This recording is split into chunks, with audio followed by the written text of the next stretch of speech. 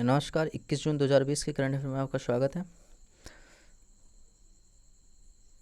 उर्जित पटेल को economic think tank NIPFP के अध्यक्ष के रूप में नियुक्त किया गया है।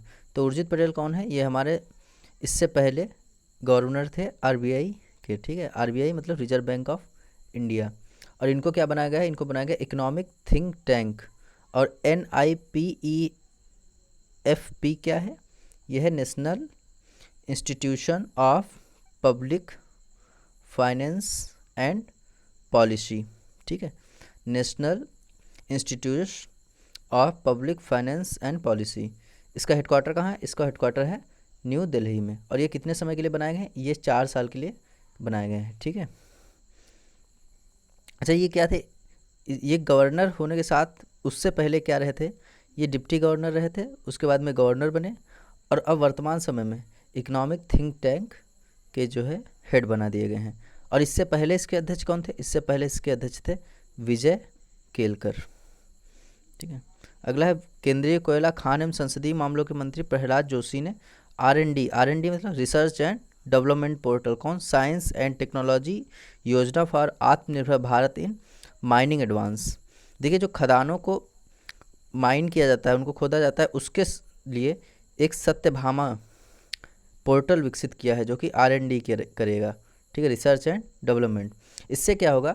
इससे जो होगा, जो योजनाएं हैं उनकी दक्षता, उनकी निगरानी, धन उपयोग और तथा किस प्रकार की योजनाएं बनाई जाएं, उनके योजनाओं के प्रस्ताव को ऑनलाइन तरीके से जमा कराया जा सकेगा। ठीक है, वयोवृद्ध शास्त्री और 10वें वित्त आयोग के सदस्य BPR विट्ठल, इनका क्या हो गया है? निधन हो गया है।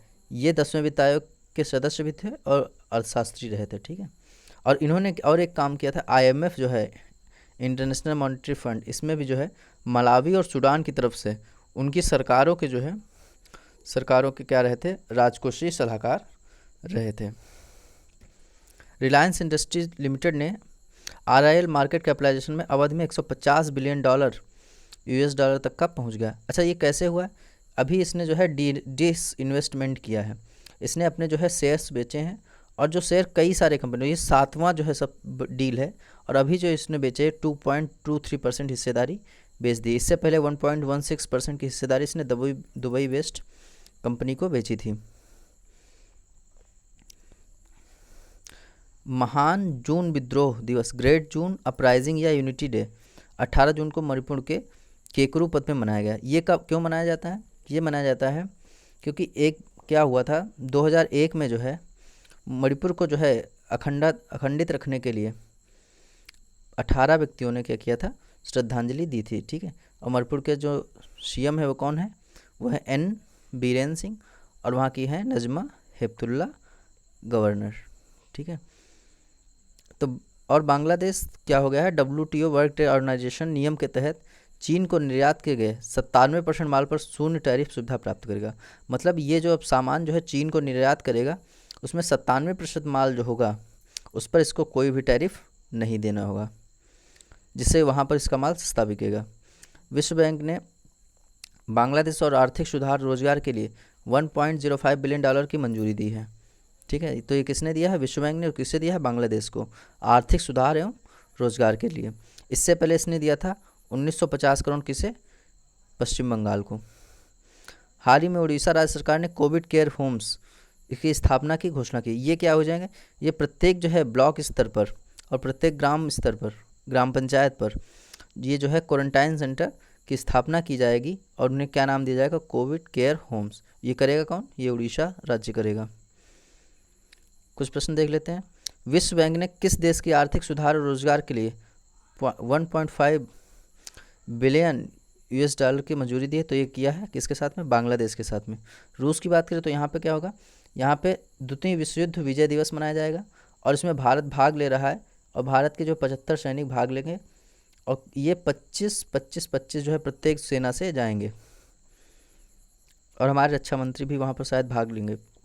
हाल ही में किस राज्य ने कोविड केयर होम्स की स्थापना की घोषणा की? तो ये उड़ीसा ने की। उत्तर प्रदेश की बात करें तो उत्तर प्रदेश ने हाल ही में बाल श्रमिक योजना स्टार्ट की है। कम्युनिटी किचन स्टार्ट करने वाला पहला राज्य बना है और मनरेगा में सबसे काम देने वाला ये पहला राज्य बना है। और प्लाज्मा थेरेपी में गवर्नमेंट हॉस्पिटल यूज़ करने वाला पहला राज्य बना है। ठीक है, पूल टेस्टिंग में यह पहला राज्य बना है।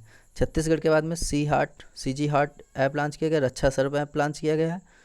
और जम्मू कश्मीर में इकबाल अंसारी जो है वहाँ के चीफ जस्टिस बनाए गए हैं, जज बनाए गए हैं। चीफ जस्टिस वहाँ की कौन है? वहाँ की चीफ जस्टिस है गीता मित्तल। और रजनीश अग्रवाल ये कौन है? ये भारतीय संविधान के अनुसार शपथ लेने वाले पहले व्यक्ति बने हैं। और 100% राशन उपलब्ध कराने में पहले स्थान पर जम्मू कश्मीर रहा है। और यही जो केसर है उसको कश्मीरी केसर उसको GI टैग मिला है। और मेरा वेतन ऐप भी यहाँ पर लॉन्च किया गया है।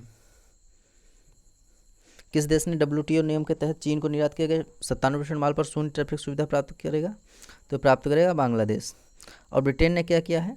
ये GPAA मतलब आर्टिफिशियल इंटेलिजेंस के लिए एक ग्रुप कमेटी बना रहा है। और नेपाल ने जो अभी एक मैप पास किया जिसमें भारत की 3 स्थानों को अपना दिखाया। BPR विट्ठल का निधन हुआ है। वह क्या थे? वो एक अर्थशास्त्री थे। इकोनॉमिक थिंक टैंक NIPFP के अध्यक्ष किसे नियुक्त किया गया है? उर्जित पटेल को। शक्तिकांत दास हमारे वर्तमान RBI गवर्नर हैं। और BP कानून को MS स्वामीनाथन ये डिप्टी गवर्नर हैं। RBI में कितने डिप्टी गवर्नर होते हैं? RBI में 4 डिप्टी गवर्नर होते हैं। केंद्रीय कोयला एवं खान संसदीय मामलों के मंत्री प्रहलाद जोशी ने कौन सी योजना स्टार्ट की? तो ये सत्यभामा योजना स्टार्ट की है। और समुद्र सेतु क्या है?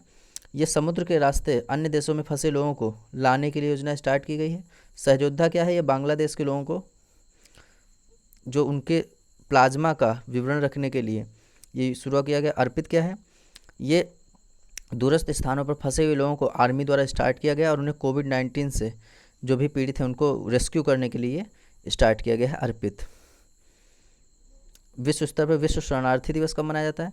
तो विश्व स्तर पर विश्व शरणार्थी दिवस मनाया जाता है 20 जून को। और अगर 12 जून की बात करें तो चाइल्ड डे अगेंस्ट लेबर ये मनाया जाता है।